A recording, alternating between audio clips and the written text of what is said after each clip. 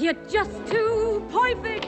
You're just too first-rate to win. Hollywood welcomed them as sophisticated British gentlemen and ladies, handing them fame, fortune, and starring roles.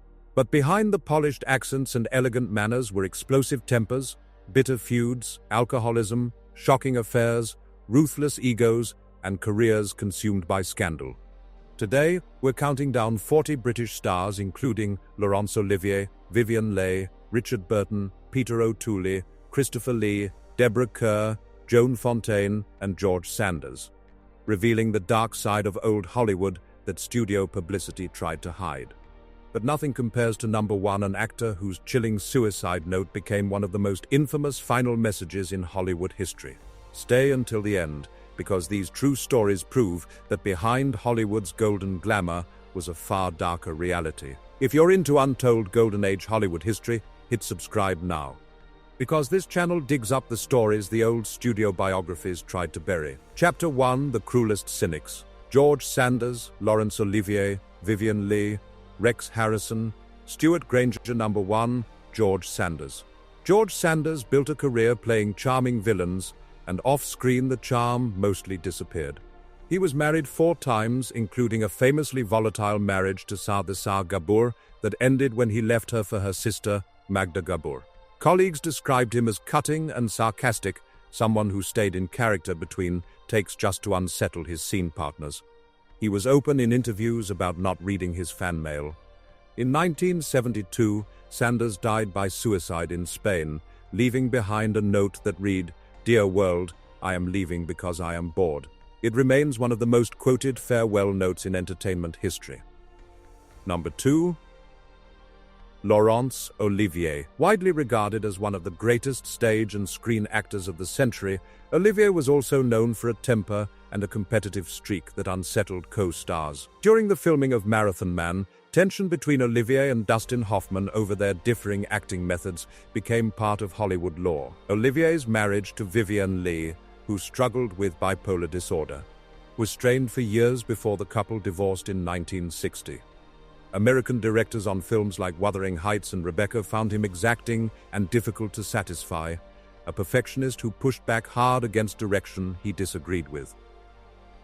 Number 3, Vivien Leigh. Vivien Leigh's talent was never in question. 2 Academy Awards prove that. But her documented struggle with bipolar disorder, undiagnosed for years, made her difficult to work with on several productions. On the set of Ship of Fools in the early 1960s, tensions between Leigh and co-star Lee Marvin became public knowledge, and reports from the production describe a set under real strain. To the public, she remained Scarlett O'Hara. To many colleagues, working with her during her most difficult periods was genuinely hard. Number 4, Rex Harrison. Rex Harrison earned the nickname Sexy Rexy from the press, but his reputation on set was far less flattering. He had a well-documented affair with actress Carol Landis, who died by suicide in 1948. Biographers have long debated what role, if any, the relationship played, and Harrison faced public criticism at the time for his handling of the aftermath. Years later, during production of My Fair Lady, Audrey Hepburn and the crew found him demanding and resistant to rehearsal, a star who believed his instincts didn't need testing. Number 5, Stewart Granger. Handsome, well-cast, and famously unhappy about it, Stewart Granger made little secret of his contempt for the acting profession itself, criticizing scripts and studio decisions in the press. Most notoriously, he was involved in a physical altercation with a director on set, an incident that shocked even hardened studio executives. He was known for being cold with fans and blunt with journalists, and he made no secret of wanting to return to England. Chapter 2, The Difficult and the Dangerous. Charles Laughton, Richard Burton, Peter O'Toole, Basil Rathbone, Claude Rains. Number 6, Charles Laughton. A brilliant, transformative actor, Charles Laughton was also famously insecure and unpredictable on set. Historians and biographers have since documented that Laughton privately struggled with his sexuality at a time when being openly gay could end a career, which contributed to real anxiety and secrecy in his professional life. He was known to be demanding with extras and bit players, and directors described him as exhausting because of his constant need for retakes. Number 7. Richard Burton. Long before his headline-making marriage to Elizabeth Taylor, Richard Burton arrived in Hollywood with a reputation for heavy drinking and a short fuse. He was known to show up to sets intoxicated, and stories of hotel room destruction and bar altercations followed him for years. Studio executives were wary of him because his drinking put multi-million-dollar productions at risk of delay. Number 8. Peter O'Toole. O'Toole's drinking became the stuff of Hollywood legend hotel suites destroyed, high-speed drives through Los Angeles, and shooting schedules thrown into chaos when he failed to show up on time. Producers considered him a financial liability because his unpredictability made insurance and scheduling a nightmare, even as his box office draw kept studios calling him back. Number 9. Basil Rathbone. Rathbone became forever associated with Sherlock Holmes, a role he grew to resent because he felt it overshadowed his serious stage work. That resentment reportedly spilled into his treatment of co-star Nigel Bruce, who played Dr. Watson, with colleagues describing a cool, dismissive dynamic between the two off-screen. Rathbone was also known for short, brusque press interviews and little patience for autograph seekers. Number 10. Claude Rains. A master of nuance on screen, Claude Rains privately struggled with alcohol, and colleagues described mood swings that ranged from charming to explosive.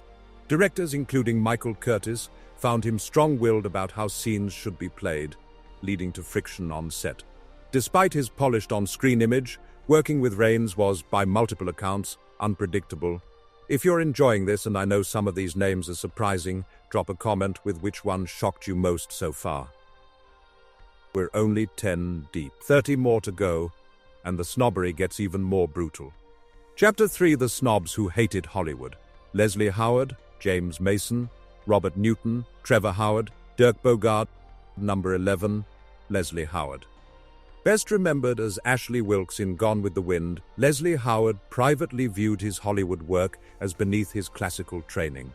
He avoided studio publicity events and was known for blunt, dismissive comments about the American film industry to the press, souring relationships with journalists and studio executives alike. Number 12. James Mason. Mason's cool, intellectual screen persona wasn't far from his reputation off-camera. He rarely socialized with colleagues, preferring to keep to himself between takes, and gave interviews laced with cynicism about the film industry he worked in. Fans who approached him were often met with a curt response. Number 13. Robert Newton. Newton's talent was real, but his alcoholism became career-defining. He frequently arrived on set unable to perform, and productions had to be planned around his condition. His performance as Long John Silver, one of the most influential pirate portrayals in film history, was shaped in part by his own turbulent lifestyle. He died at 50, a loss the industry had come to see as tragically foreseeable. Number 14. Trevor Howard. Howard built a screen reputation as the dependable British officer, but off-screen he was a heavy drinker with a volatile temper, prone to long silences followed by sudden outbursts. Directors found him stubborn and resistant to notes, and colleagues describe a man whose private life stayed carefully guarded from the public. Number 15. Dirk Bogarde. Bogarde never hid his disdain for the Hollywood studio system, and it cost him. His press interviews were sharp and sarcastic enough to alienate American journalists, and he was known for ignoring fans outside studio gates. He eventually left Hollywood altogether to pursue art house cinema in Europe, where he found the creative freedom he felt Hollywood denied him. Chapter 4. The Bullies and the Backstabbers. Stanley Baker, David Niven, Robert Morley, Christopher Lee, Richard Todd. Number 16. Stanley Baker. The Welsh actor brought a rough, working-class intensity to his roles and to his behavior on set. Baker had a reputation for confrontations with crew members and reporters, and he was known to push hard for top billing and better treatment, often through sheer force of personality. Number 17. David Niven. Niven spent his career crafting a public image as Hollywood's most charming British gentleman. But according to several contemporaries, that polish concealed a sharper, more calculating side, a reputation as a skilled gossip at Hollywood social gatherings, with a cutting sense of humor that could sting as much as it entertained. Number 18. Robert Morley. Morley made a career playing pompous authority figures, and colleagues say the persona wasn't much of a stretch. He was known for demanding requests about food and comfort on set, and for tantrums when those demands weren't met immediately, behavior that frustrated directors used to a tighter production schedule. Number 19. Christopher Lee. Long before he became one of the most beloved figures in genre filmmaking, a young Christopher Lee had a reputation for aristocratic coldness. He reportedly looked down on the horror productions that gave him his early fame, complaining about low budgets and rarely engaging in casual conversation with crew between takes. Number 20. Richard Todd. Todd's career in 1950s Hollywood was undercut by a stubborn streak and a temper that could flare over minor script changes. Combined with increasing reliance on alcohol, his behavior grew unpredictable enough that studios eventually decided the trouble wasn't worth his box office returns. Halfway through the list, and the pattern is clear talent didn't guarantee good behavior. If you want more deep dives like this into the real history behind the glamour, subscribe now so you don't miss the next one. Chapter 5: The Icy Intellectuals. John Gielgud, Alec Guinness, Michael Redgrave, Cedric Hardwicke, C. Aubrey Smith. Number 21. John Gielgud. Gielgud arrived in Hollywood as stage royalty, and he never fully let go of that identity.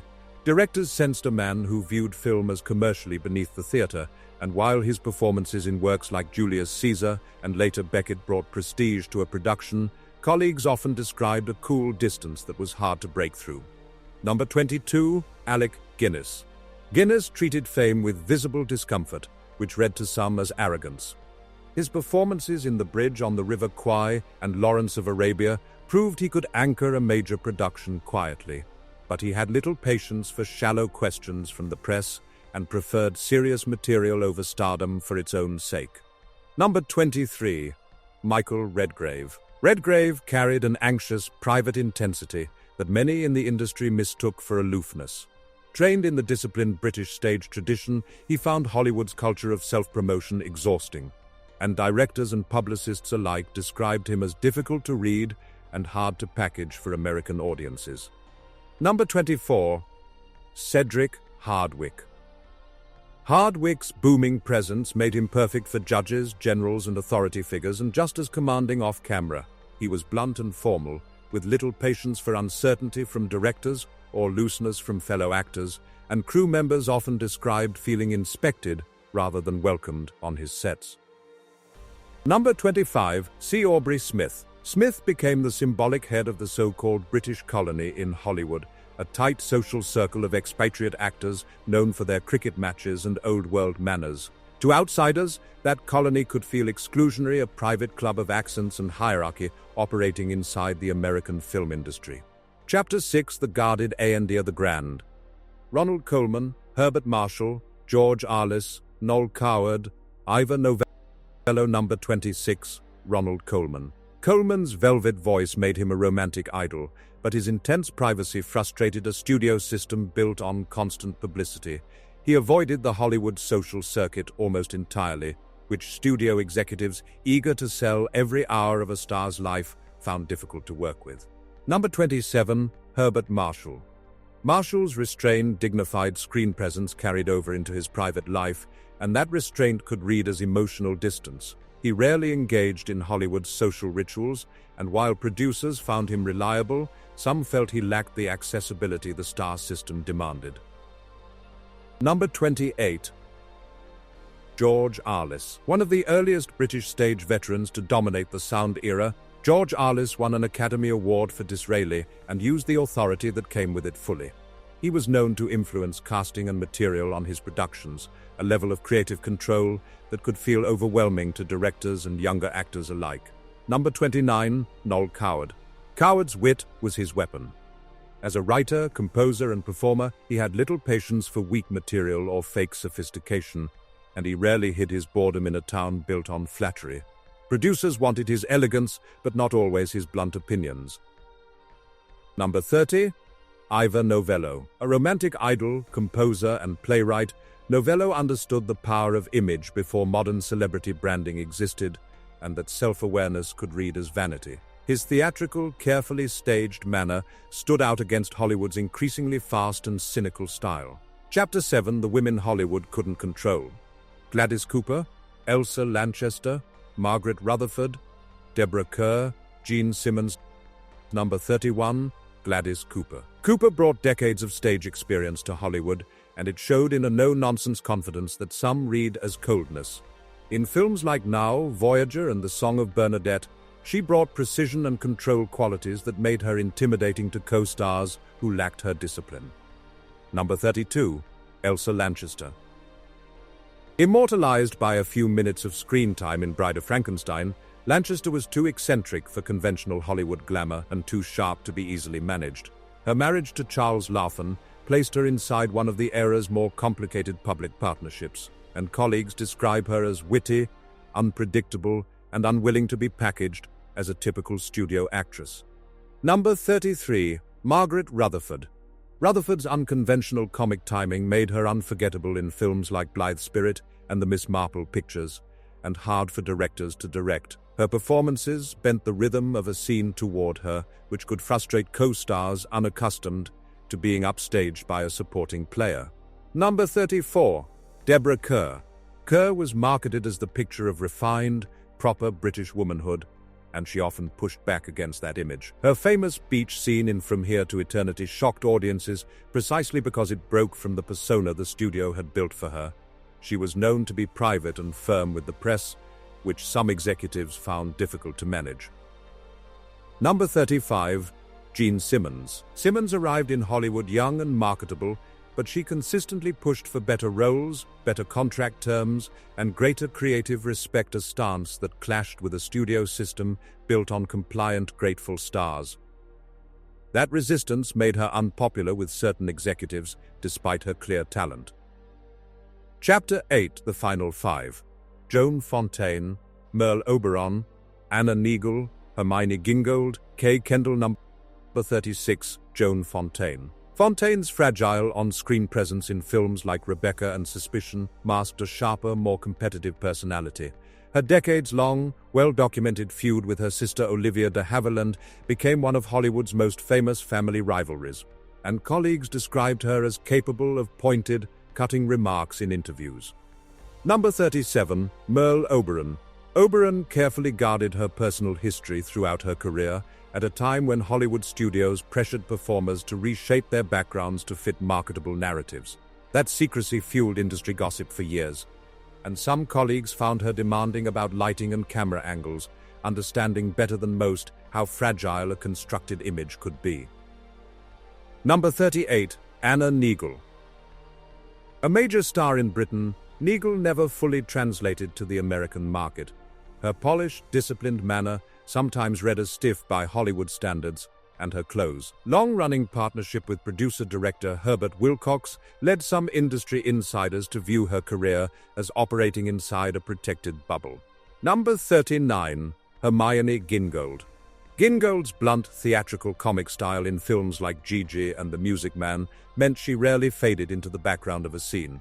Directors sometimes had to adjust entire scenes around her distinct rhythm, and Hollywood's tendency to tolerate difficult men more easily than difficult women shaped how her reputation was framed at the time. Number 40, Kay Kendall. Kendall's high-energy comic performances in films like Genevieve and Les Girls made her a scene stealer, which didn't always endear her to co-stars sharing the frame. Publicists valued her elegance, but sometimes struggled with her unpredictability, and her career was cut tragically short by her early death. That's all 40. Some were addicts, some were bullies, some were simply too proud or too guarded for a studio system built on obedience and easy smiles. What all of them prove is the same thing: old Hollywood's glamour was a surface. And behind almost every one of these names was a much rougher story than the fan magazines ever printed. Which one surprised you the most? Drop it in the comments. I read every one. And if you want more real, fact-check deep dives into the darker side of the Golden Age, subscribe and turn on notifications, because this channel is just getting started on these stories.